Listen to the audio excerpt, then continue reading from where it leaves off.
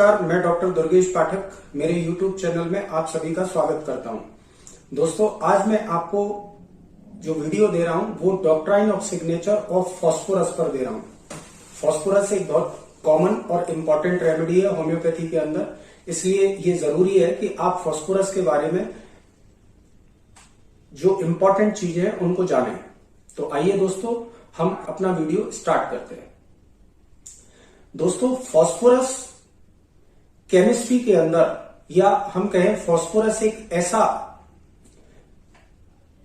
Chemical compound होता है जो कि बहुत ज्यादा रिएक्टिव होता है।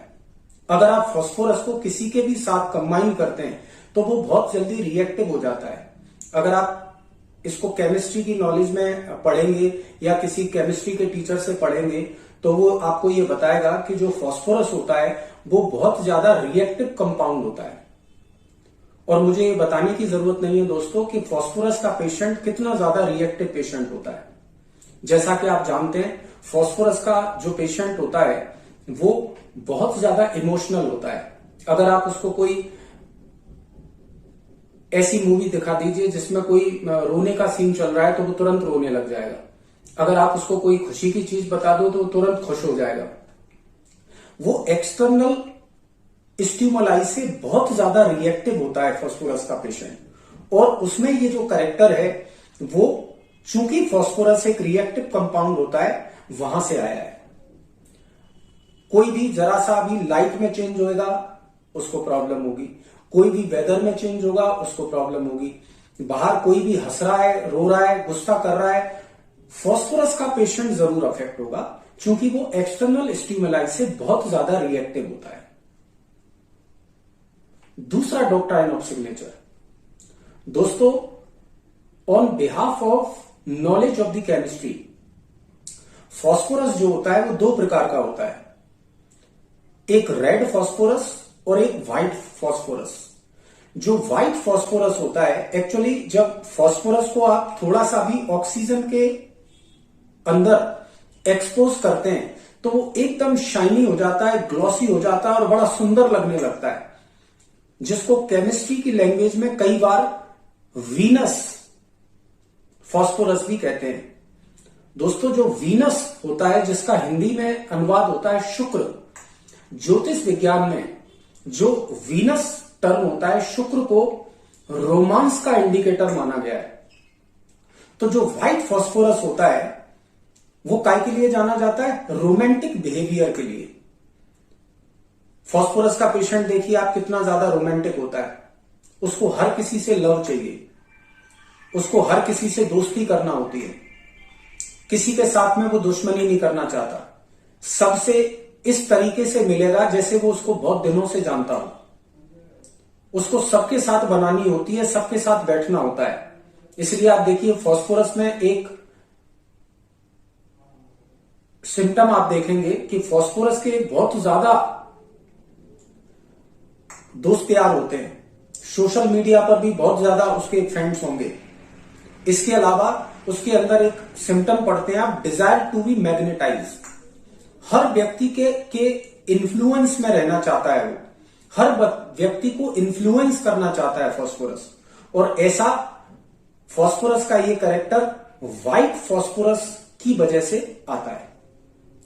इसके कंपैरिजन में अगर हम रेड फास्फोरस को देखें तो रेड फास्फोरस का एक केमिकल कैरेक्टर होता है कि ये एमॉर्फस होता है। एमॉर्फस होता है मतलब इसका कोई शेप और साइज नहीं होता। तो अगर इस कैरेक्टर से हम फास्फोरस को याद करने की कोशिश करें तो दोस्तों, फास्फोरस अगर आपका दोस्त है तो उसका कोई भरोसा नहीं है कि वो कब चेंज हो जाए। फास्फोरस का शेप और साइज, फास्फोरस का जो पेशेंट होता है उसका शेप और साइज, बॉडी का नहीं, उसका शेप और साइज जो माइंड का है वो तुरंत चेंज हो जाता है। हो सकता है कोई व्यक्ति आपके साथ बहुत ज्यादा दोस्ती दिखा रहा हो, बात कर रहा हो, और दूसरे दिन वो किसी और से दोस्ती कर ले। तो जो फास्फोरस का पेशेंट होता है उसके इमोशन का एक शेप और साइज नहीं होता। वो पर्टिकुलर पेशेंट किसी एक व्यक्ति के साथ इमोशनल नहीं होता, वो चेंजेबल बिहेवियर का पेशेंट होता है। इसलिए आप देखिए फास्फोरस के अंदर एक कैरेक्टर होता है कॉस्मोपॉलिटियन। वो एक नौकरी नहीं करना चाहेगा, एक रिलेशनशिप में नहीं रहना चाहेगा, वो बार बार अपने हेयर स्टाइल चेंज करेगा, बार बार अपनी बियर्ड स्टाइल चेंज करेगा, बार बार अपने कपड़े चेंज करेगा, मतलब उसको लाइफ में चेंज चाहिए। तो ऐसे व्यक्ति जो आपसे बार बार कहते हैं कि I want change in life, उसको हम कहते हैं कॉस्मोपॉलिटियन। और ये फास्फोरस का एक कैरेक्टर है। क्यों?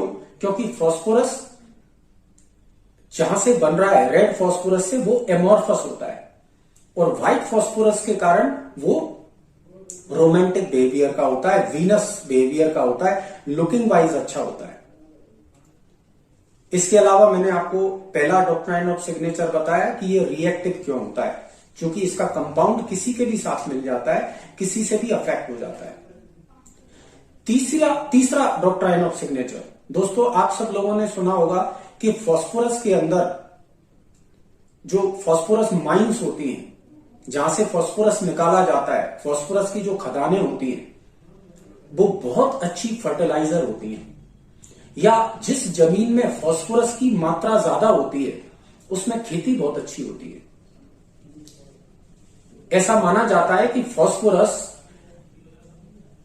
बहुत अच्छा फर्टिलाइजर होता है। अगर खाद में हम फास्फोरस डालें तो खेती बहुत अच्छी होगी। तो इसका मतलब फास्फोरस ग्रोथ के लिए जाना जाता है। तो मुझे बताने की जरूरत नहीं है कि फास्फोरस का पेशेंट कैसा होता है, टॉल, सिलेंडर, रैपिडली ग्रोइंग। जब भी आप किसी व्यक्ति को देखते हो कि वो अपनी प्यूबर्टल एज में एकदम लंबा हो गया है, फास्फोरस का पेशेंट लंबा होगा, उसकी एक्सट्रीमिटीज लंबी होंगी, हालांकि वो लीन एंड थिन होगा, पर वो ग्रो बहुत जल्दी करता है, उसके अंदर ग्रोथ बहुत जल्दी होती है। तो फास्फोरस का पेशेंट क्यों टॉल होता है, क्यों सिलेंडर होता है? क्यों? क्योंकि फास्फोरस एक अच्छा फर्टिलाइजर माना जाता है और ग्रोथ के लिए माना जाता है। तो आप यहां से फास्फोरस का एक कैरेक्टर याद कर सकते हैं। चौथा डॉक्ट्राइन ऑफ सिग्नेचर, दोस्तों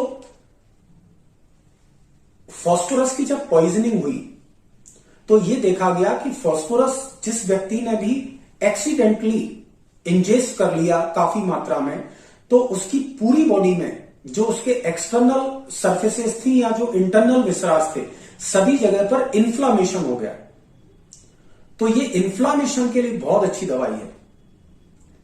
चाहे वो कंजंक्टिवाइटिस हो, चाहे वो स्टोमेटाइटिस हो, चाहे ईसोफेजाइटिस हो, चाहे गैस्ट्राइटिस हो, चाहे एंटराइटिस हो, चाहे कोलाइटिस हो, मतलब बॉडी में कहीं भी कोई इन्फ्लामेशन, खास करके लिवर, हेपेटाइटिस के लिए बहुत जाना जाता है। उसी तरीके से अगर हम दूसरे एक और डॉक्ट्राइन ऑफ सिग्नेचर की बात करें, जब फास्फोरस की पॉइजनिंग हुई तो यह देखा गया कि हमारी बॉडी की ब्लड वेसल्स इरोड हो गई, टूट गई, परमिएबल हो गई, और हमारी आरबीसीज भी टूटना चालू हो गई, हमको जॉइंडिस हो गया। तो आप देखिए फास्फोरस मेडिसिन के अंदर क्या पाया जाता है कि it's a very good remedy for jaundice, haemolytic jaundice. एक ऐसा मरीज जिसमें आरबीसी टूटने के कारण उसको एनीमिया हुआ हो, उसको जॉइंडिस हुआ हो, उसको हम हीमोलाइटिक जॉइंडिस कहते हैं।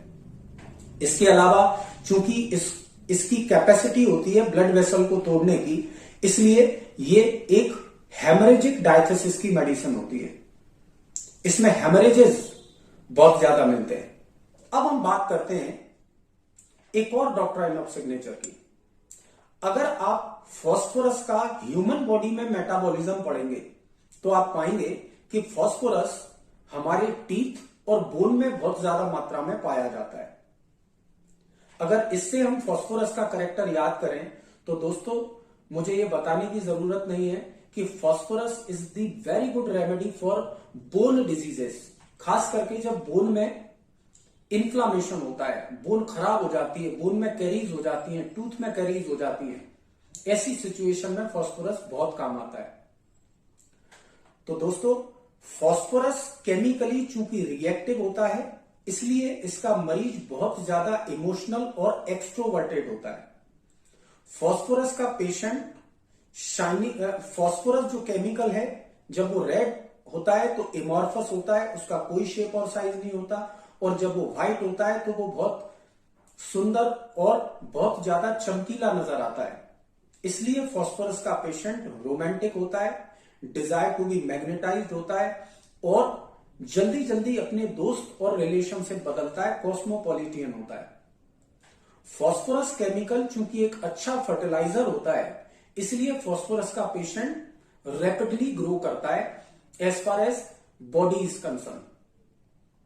फास्फोरस चूंकि बोन एंड टीथ में पाया जाता है, इसलिए ये बोन और टीथ की बीमारियों के लिए बहुत उपयोग होता है। फास्फोरस की पॉइजनिंग चूंकि इन्फ्लामेशन प्रोड्यूस करती है हमारी म्यूकोजा का, हमारी बॉडी में, इसलिए फास्फोरस इन्फ्लामेशन में बहुत ज्यादा यूज होती है, पर्टिकुलरली हेपेटाइटिस में।